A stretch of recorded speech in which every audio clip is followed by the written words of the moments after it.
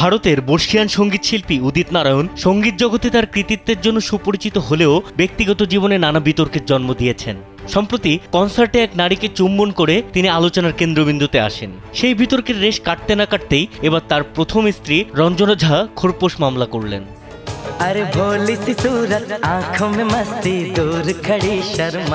রঞ্জনা ঝা মামলাদার অভিযোগ করেছেন তাকে তার সম্পত্তি থেকে বঞ্চিত করা হচ্ছে। এই অভিযোগের ভিত্তিতে গত 21 ফেব্রুয়ারি বিহারের পারিবারিক আদালতে হাজির হন উদিত নারায়ণ। তবে গায়ক নিজেও পাল্টা অভিযোগ এনে দাবি করেছেন রঞ্জনা তার থেকে টাকা হাতিয়ে নেওয়ার চেষ্টা করছেন। তবে এটি প্রথমবার নয়, এর আগেও একই বিষয়ে মামলা হয়েছিল উদিতের বিরুদ্ধে। বিহারের নারী কমিশনেও গায়কের বিরুদ্ধে একটি মামলা দায়ের হয়েছিল, যা তখনই নিষ্পত্তি হয় দুই পক্ষের সমঝোতার মাধ্যমে।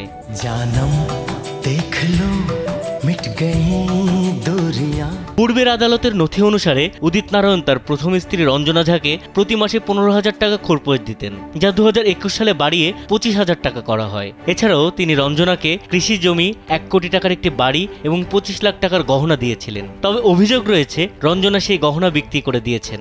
এদিকে আদালতের বাইরে সংবাদ মাধ্যমের কাছে রঞ্জনা ঝা অভিযোগ করেন যে তার স্বামী তাকে উপেক্ষা করছেন এবং তার জমি বিক্রির টাকা থেকে 18 লাখ টাকা নিজের কাছে রেখে দিয়েছেন।